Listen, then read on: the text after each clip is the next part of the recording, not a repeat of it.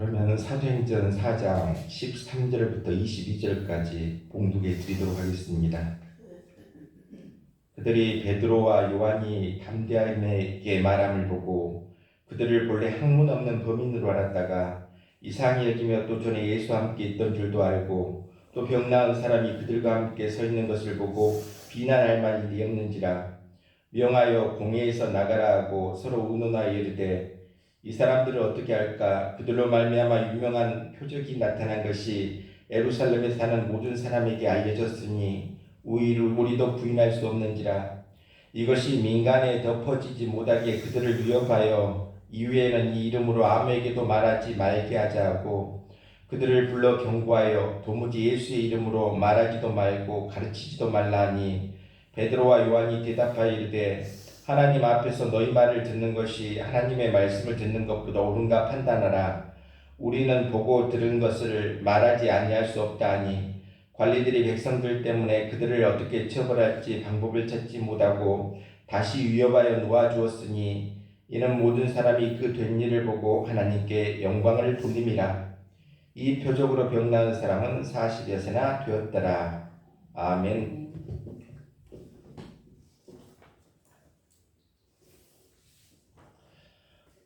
모든 인간은 하나님 앞에 죄인입니다.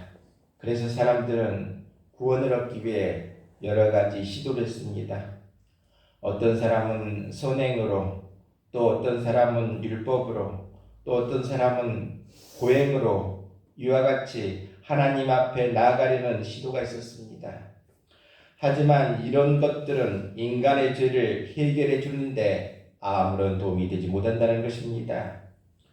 인간의 힘으로는 결코 하나님께 나갈 수 없기 때문입니다. 그런데 하나님께서 인간의 구원을 위하여 한 가지 길을 예비해 주셨습니다. 그것이 곧 예수 그리스도라는 것입니다. 예수 그리스도를 믿음으로 말미암아 우리가 구원을 얻고 하나님께서는 이 믿음 자체를 하나님의 의로 인정해 주셨다는 사실입니다. 그렇습니다. 우리는 무엇으로 구원 얻습니까? 예수 그리스도를 믿는 믿음으로 구원 얻습니다. 믿기만 하면 구원을 얻는다는 것입니다. 이스라엘 백성들이 광야에서 불만과 불평과 원망으로 하나님께 원망의 모습을 보였습니다. 그러자 하나님께서는 어떻게 합니까? 이들에게 불뱀을 보내서 이들을 물게 하셨다는 것입니다.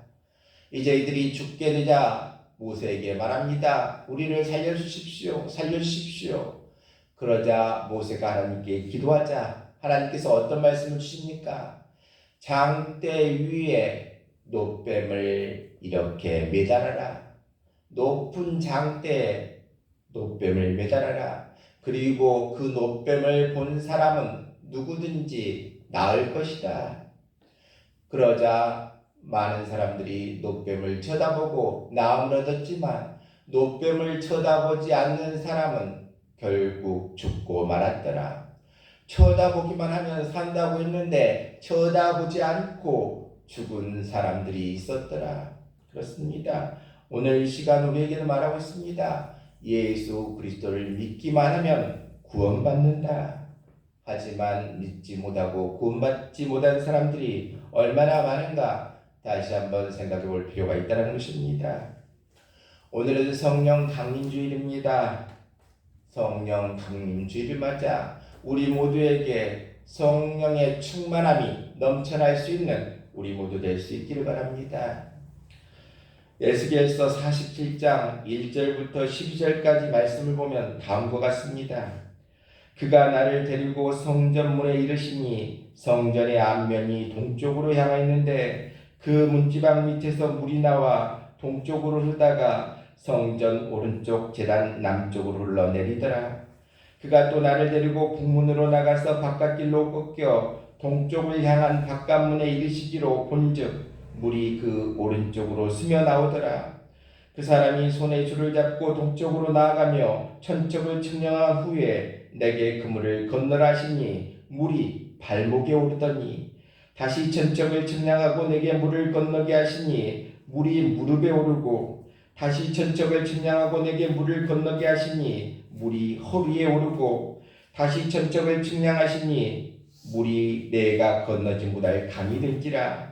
그 물이 가득하여 헤엄칠 만한 물이요 사람이 능히 건너지 못할 강이더라. 그가 내게 이르시되 인자야 내가 이것을 보았느냐 하시고 나를 인도하여 강가로 돌아가게 하시기로 내가 돌아가니 강 좌우편에 나무가 심이 많더라.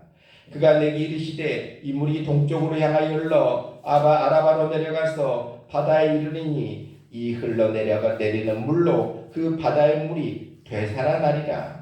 이 강물이 이르는 곳마다 번성하는 모든 생물이 살고 또 고기가 심히 많으리니 이 물이 흘러 들어가므로 바닷물이 되살아나겠고 이 강이 이르는 각처에 모든 것이 살 것이며 또 이 강가에 어부가 살 것이니 엔게디에서부터 에네글라임까지 그물치는 곳이 될 것이라. 그 고기가 각기 종류를 따라 큰 바다의 고기같이 힘이 많으려니와 그 짐벌과 갯벌은 되살아나지 못하고 소금 땅이 될 것이며 강 좌우 가에는 각종 먹을 과실나무가 자라서 그 잎이 시들지 아니하며 열매가 끊이지 아니하고 달마다 새 열매를 맺으리니 그 물이 성소를 통하여 나음이라. 그 열매는 먹을 만하고 그 잎사귀는 약재료가 되리라. 이와 같이 말하고 있습니다. 그렇습니다. 하나님의 성전에서 넘쳐나는 구원의 생수에 관한 메시지입니다. 이 구원의 강물은 어떻다고 했습니까? 하나님의 성전에서 넘쳐나와 바다를 소성시키고 곳곳을 생명이 넘치는 처소로 만들었더라.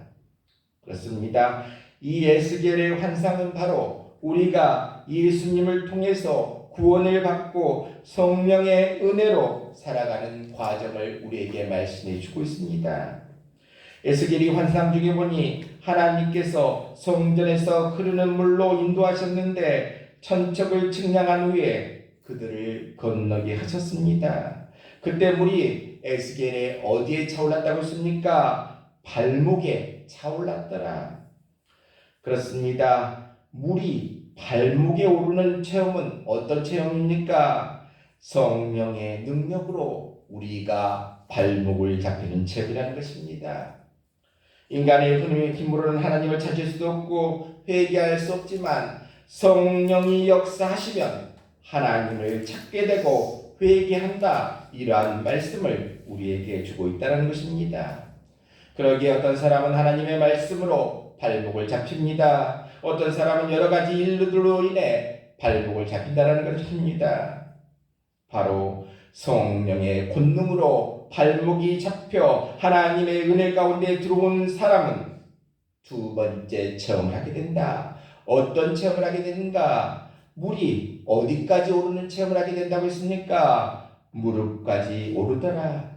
그렇습니다. 에스겔은 다시 천척을 측량하고 내게 물을 건너게 하시니 물이 무릎에 오르고 이와 같이 말하고 있습니다. 물이 무릎에 찬 체험은 어떤 체험입니까? 발목에 하나님께 발목이 잡힌 사람이 점점 하나님의 은혜를 깨달아가면서 무릎을 꿇게 되는 과정이라는 것입니다. 무릎을 꿇는다는 게 무슨 의미입니까? 무릎을 꿇는다. 바로 항복을 한다. 하나님 앞에 항복을 한다. 이와 같은 말씀입니다.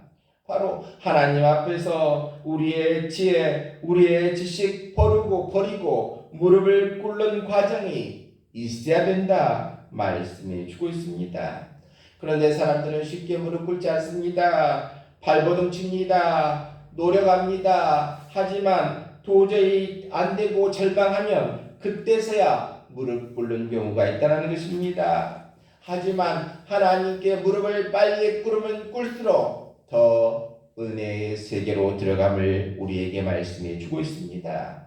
우리가 알고 있는 성경 인물들 아브라함도 이삭도 야곱도 모세도 다 무릎 꿇는 사람이고 무릎을 꿇고 은혜의 사람이 됨을 우리는 보게 됩니다.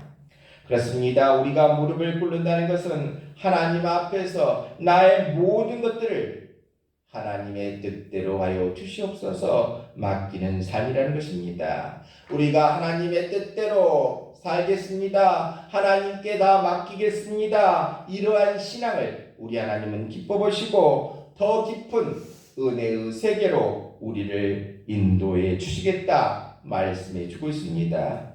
에스겔은 또 고백합니다. 다시 천적을 측량하고 내게 물을 건너게 하시니 물이 허리에 오르고 이와 같이 말하고 있습니다.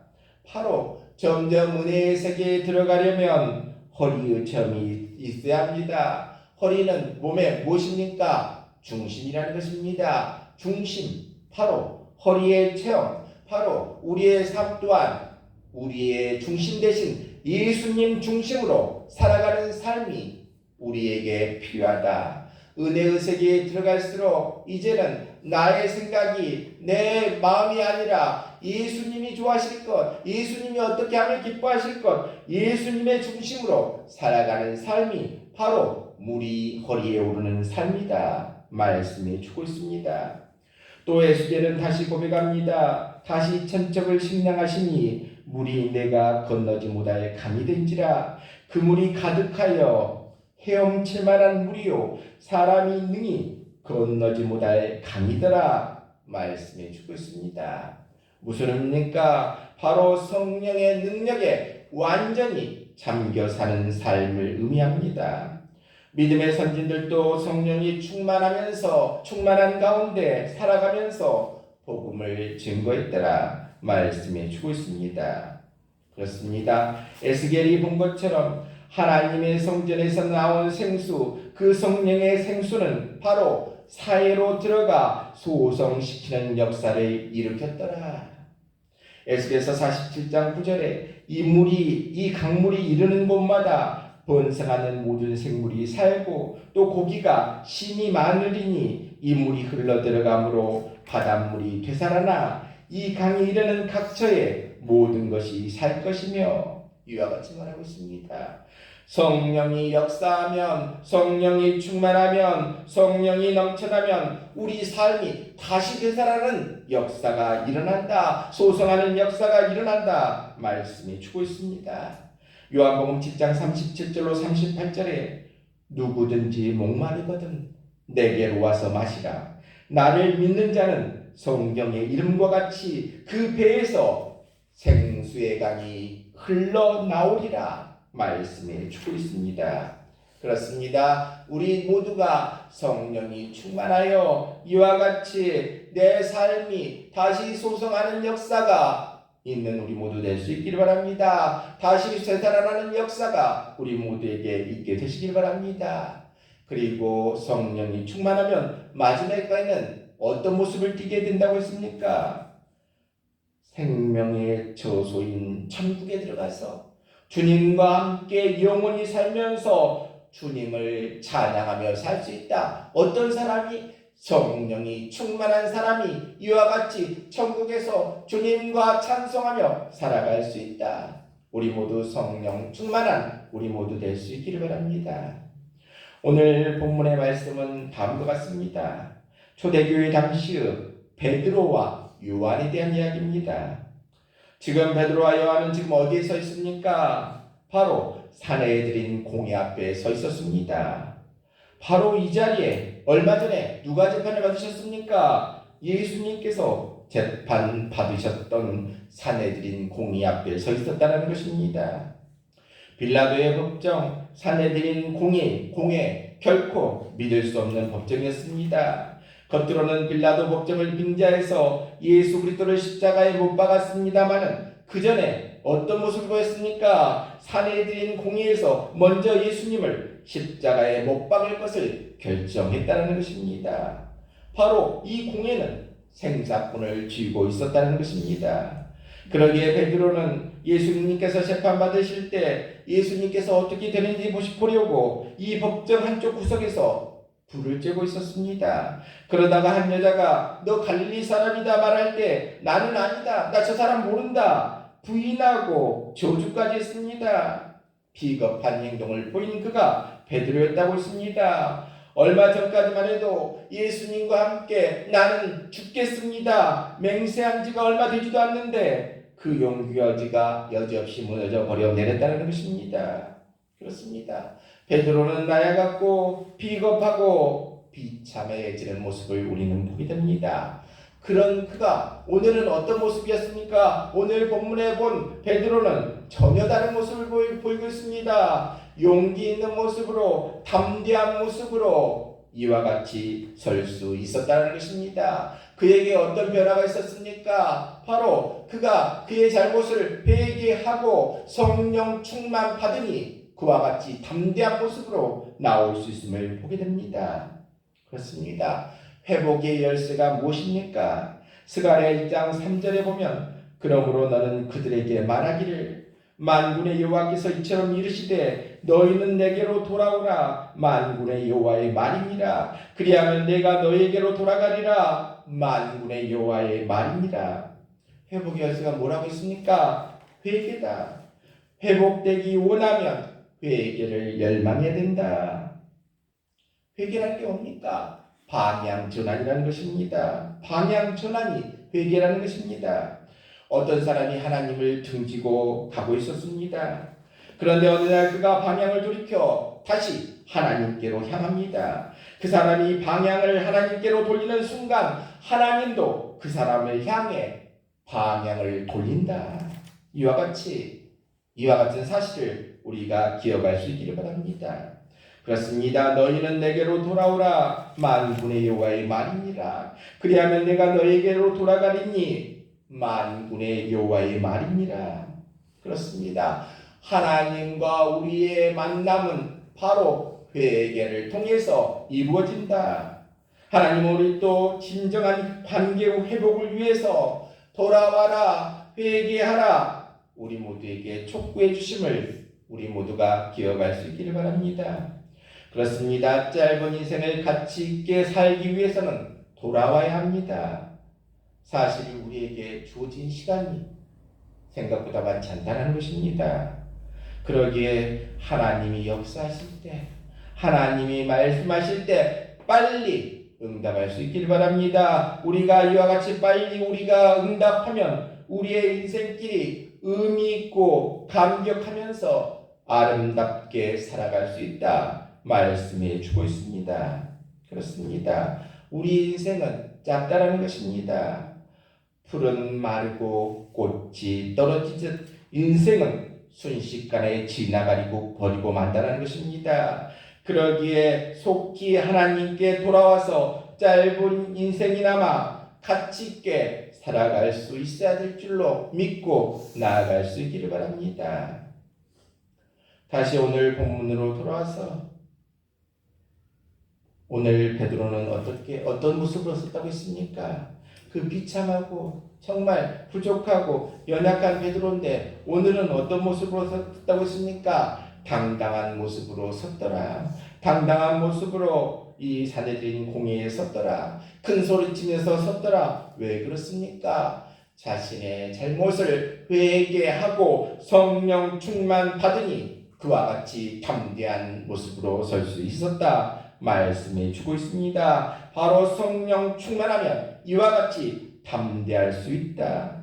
예수님의 말씀대로 성령이 너희에게 임하시면 너희가 권능을 받고 말씀해 주고 있습니다. 권능이 뭡니까? 용기를 갖는다. 권능이라고 해서 원수 죽이고 나라 빼앗고 이런 것이 아니라 주님께서 말씀하신 대로 권능을 받는다. 바로 용기의 사람이 된다 말씀해 주고 있습니다. 그렇습니다. 베드로는 성령 충만 받으니 용기의 사람으로 나옴을 우리는 보게 됩니다. 이러한 모습을 성령 받지 못한 사람들은 이해하지 못했습니다. 사람들이 의아해 여겼다고 했습니다. 이상하다. 저 사람 비겁했던 사람인데 용기 없는 사람인데 어떻게 저렇게 용기의 사람이 될 수 있을까? 이상하게 여겼더라는 것입니다. 하지만 베드로가 이 용기의 사람이 될 수 있었던 것은 성령의 인도함으로 말미암아 용기의 사람이 될 수 있었다.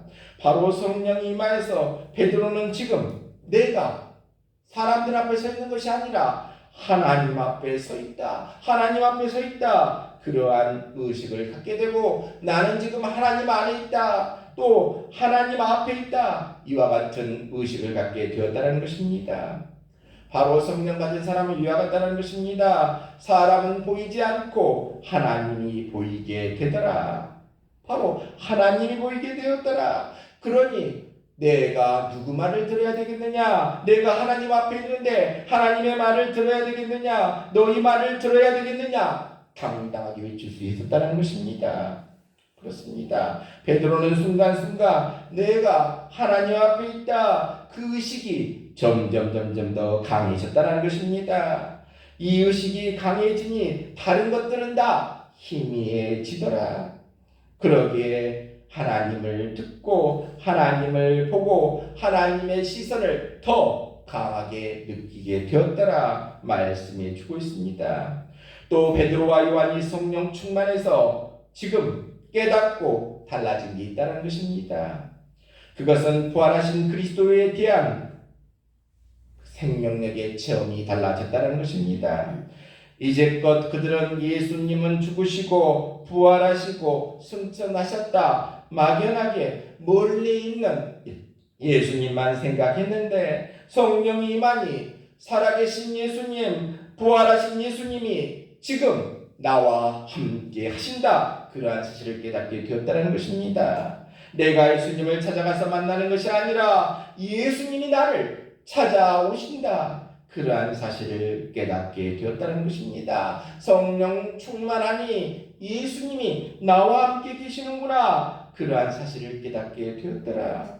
실수 많은 나를 통해서 역사하신다. 허물 많은 나를 통해서 오늘도 살아 역사하신다. 이와 같은 사실을 깨닫게 되었다는 것입니다. 그렇습니다. 바로 우리 주님은 부족하고 미련한 사람들 통해서 오늘도 역사하심을 기억할 수 있길 바랍니다. 부족했던 베드로를 통해서 큰 역사가 일어났듯이 부족한 우리를 통해서도 큰 역사를 나타내시겠다. 오늘 시간 약속해 주고 있습니다. 그렇습니다. 하나님께서는 우리들이 점점 강력해지도록 능력을 부어주시겠다 말씀해 주고 있습니다. 누가복음 10장 19절에 보면 내가 너희에게 뱀과 전갈을 밟으며 원수의 모든 능력을 제어할 권능을 주었으니 이와 같이 말하고 있습니다. 왜 이런 능력을 주었습니까? 강해지기 위해 이와 같이 권능을 주셨더라. 우리 모두가 강해지기를 원하신다 말씀해 주고 있습니다. 우리가 권능을 갖고 무엇 하기를 원하십니까? 사탄의 권세를 멸하기를 원하신다. 그러기에 우리에게 날마다 권능을 부어주신다 말씀해 주고 있습니다. 그렇습니다. 이와 같은 강한 권능, 강한 능력을 주시는 통로가 무엇이라고 했습니까? 성령의 역사를 통하여 우리가 강하게 된다 말씀해 주고 있습니다. 성령의 역사를 통해서 강한 사람은 바로 사탄의 권세를 물리칠 수 있다 말씀해 주고 있습니다. 또 하나님께서 성령의 역사를 통해서 우리를 강한 자로 만드신 이유가 있습니다. 사탄의 권세를 멸하기 위해서 또 다른 이유가 있다는 것입니다. 우리를 강하게 만드신 이유는 연약한 자의 약점을 대신 짊어지고 가라고 우리를 강하게 만드셨다는 것입니다. 그렇습니다. 예수님은 이 점에서 일찍이 우리에게 모범을 보여주셨다는 것입니다. 예수님은 강한 자로서 친히 우리의 연약함을 짊어주셨다는 것입니다. 이사야 53장 4절에 그는 실로 우리의 질고를 지고 우리의 슬픔을 당하였거늘 이와 같이 말하고 있습니다. 6절에는 우리 모두의 죄악을 그에게 담당시키셨더라라고 주님의 고난을 말씀해 주고 있습니다. 바로 주님께서는 몸소 연약한 자의 약점을 담당하셨다. 우리의 질고를 짊어지시고 우리의 슬픔을 대신 당해 주셨다는 것입니다. 그렇습니다. 강한 자가 맡아야 할 사명이 뭡니까? 바로 이와 같이 연약한 자들을 돌볼 수 있는 그러한 힘을 가지라고 강한 자로 만들어 주심을 기억할 수 있기를 바랍니다.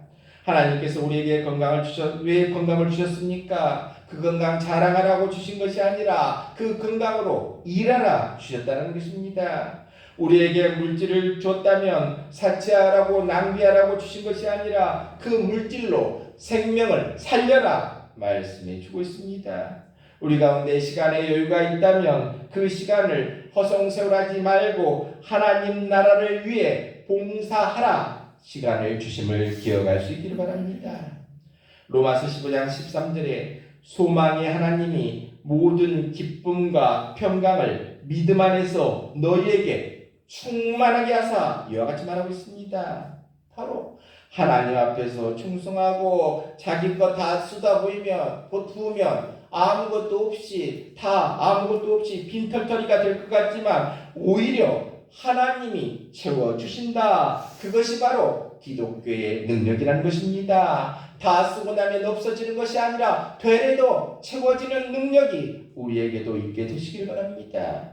누가복음 6장 38절에 주라 그리하면 너희에게 줄 것이니 곧 후이되어 누르고 흔들어 넘치도록 하여 너희에게 안겨주리라.